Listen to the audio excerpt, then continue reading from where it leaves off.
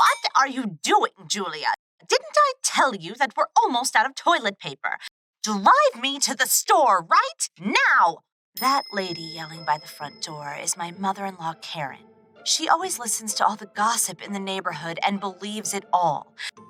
That's fine, but it's pretty annoying how she ordered me around to do things her way, depending on the rumors in town. Julia didn't drive me to the store, so I had to ride my bike all the way down there. Don't you think that's so mean? Come on, Julia. Be nicer to Mom. The least you can do is give her a ride. Today, Trisha had an appointment to get her vaccines. I can't just change my schedule on a whim like that. Oh, you're so inconsiderate. Karen wouldn't leave me alone, so I took my daughter, Trisha, and went to the bedroom. My husband, Jordan, came running after me.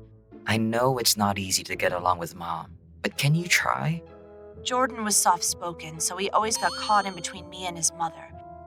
I felt bad for his position, so I tried my best not to make a big scene.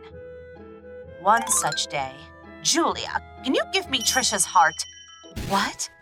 It was such an unexpected request that all I could do was stare blankly at her. Karen started getting upset. Oh, you idiot! I'm asking you to donate Trisha's heart to me. Wait, hold on. What do you need Trisha's heart for? I mean, who needs it? Erica. Erica? Why does she need Trisha's heart? How dull are you? I'm telling you to donate the heart to Erica's baby. Erica is my sister-in-law. She had been trying to get pregnant for a while, and I remember her telling me recently how happy she was that she was finally pregnant.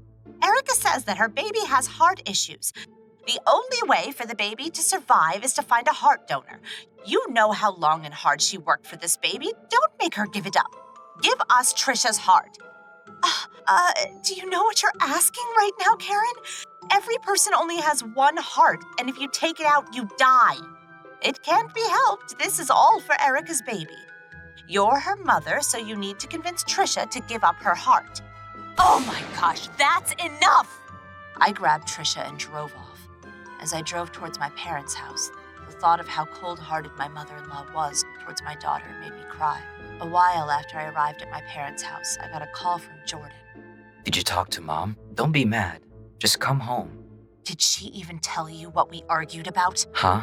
Yeah, about Trisha's heart, right? You know all of that, and you're still trying to convince me to come home? Did you even scold her for what she said? How unbelievable! Don't tell me that you're on your mother's side of this. No, of course not. She wasn't serious, Julia. Maybe my sister was looking for some comfort in knowing that there was a donor. I just hung up the phone. I understood that he didn't want to upset his mother, but this was no situation to be taking her side. My anger wouldn't settle, so the next day I left Trisha with my parents to make a visit. Oh, Julia, hello. What's with the scary face? I just want you to know that I will never give you Trisha's heart, Erica. What? What are you talking about, Julia? That's weird. She seems completely clueless. As I explained what had happened, I could tell that my sister-in-law's face was turning paler by the second. Oh my gosh, I'm so sorry about my mother. I told her that we'll find out after the next ultrasound examination whether or not my baby has heart deficiencies. That's all. The doctor told me that everything looks good so far, and I told her that she has nothing to worry about. Knowing her, she must have just misunderstood me and gotten the impression that there was a deficiency found. I'm so sorry for the misunderstanding, Julia. Oh, she looked like she was about to cry, and I started feeling bad for her. I should have known. Erica was such a kind soul. I sometimes wondered how she could be related to Karen. Even if her baby was to have a heart problem, she definitely wasn't the type of person who would ask for my daughter's heart. I'm sorry, too. I know it's a delicate time for you, and I should have been more thoughtful. It's Karen that I'm mad at. I'm going to go talk to her. I clenched my fist, prepared to fight, but for some reason, Erica stopped me. A pep talk won't cure her. We have to make her regret what she said more deeply. Deeply? What do you mean? I have a good idea. Her idea was a shocking one. Something you'd never expect from a cute and gentle sister-in-law like her. I trembled as I agreed to her idea and left her place. That night, I called Jordan over to my parents' house. It's time for you to make a choice. Huh? What's with the scary look? You can either cooperate and avoid it, or you can stand by your mother as you divorce me. Your choice. Divorce? No way. I love you, Julia. And Trisha. Forgive me.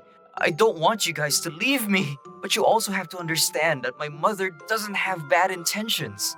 I don't buy that. She's the kind of person to try to convince me to sacrifice our daughter's life. I'm going to get my revenge, and I'd like you to cooperate with me.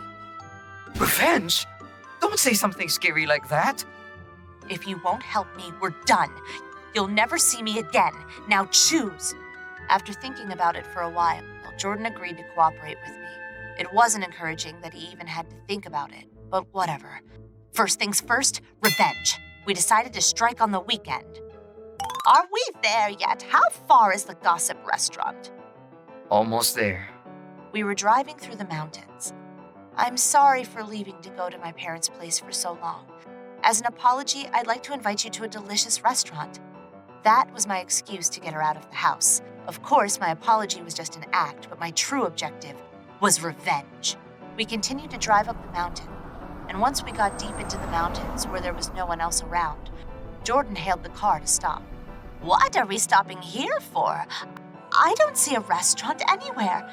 As a matter of fact, I don't see anything, period. Ready, Jordan? Yeah, Mom.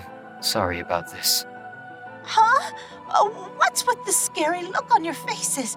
Wait, what is that in your hand? Stop! In our hands were a rope and scalpel. Seeing us closing in on her, Karen jumped out of the car and started running down the mountain.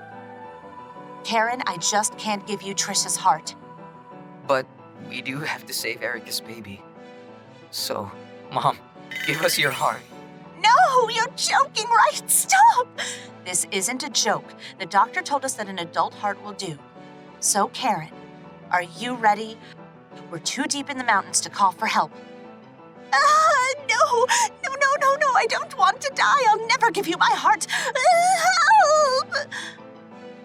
Karen tripped and fell and was covered in mud. I just laughed at her pathetic sight.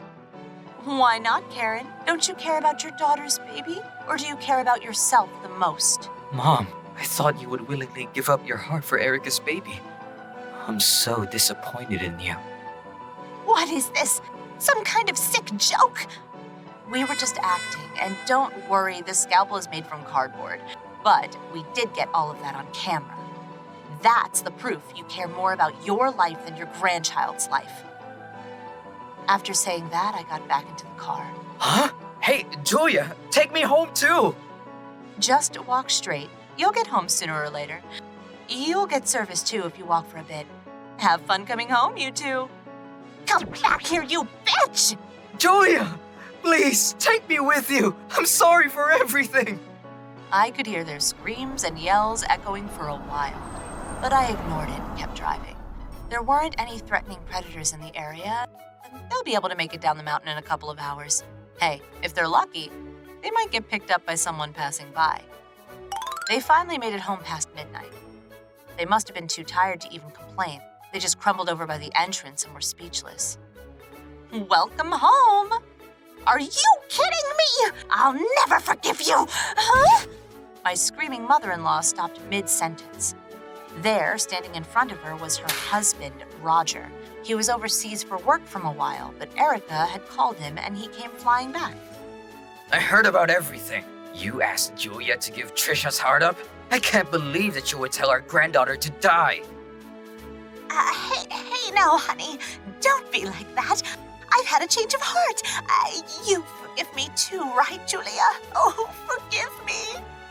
What kind of way to ask for forgiveness is that? Roger was never able to forgive Karen and ended up filing for divorce.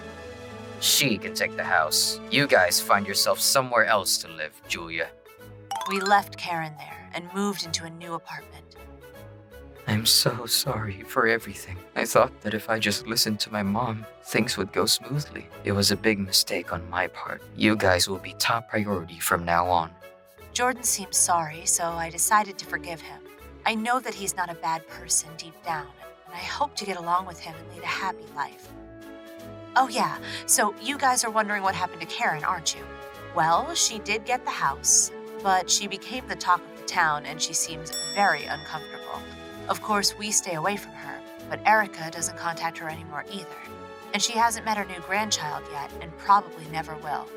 It serves her right, though.